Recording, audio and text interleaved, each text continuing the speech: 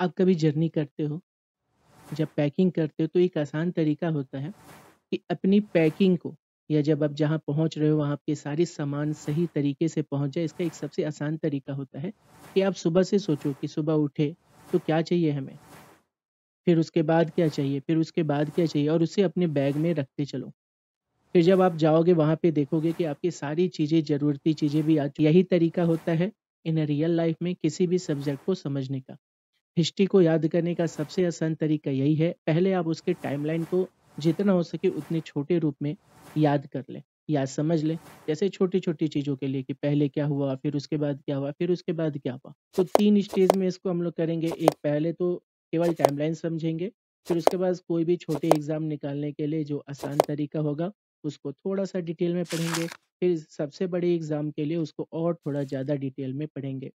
ठीक है, तो 3 स्टेप में हम लोग चीज़ों को पढ़ेंगे जिससे आसानी से हम लोग को सारी चीज़ें, हर एक चीज़ें समझ में आती चली जाए और आपको बर्डन भी ना फ़ील हो। तो चलिए स्टार्ट करेंगे आज के हिस्ट्री को।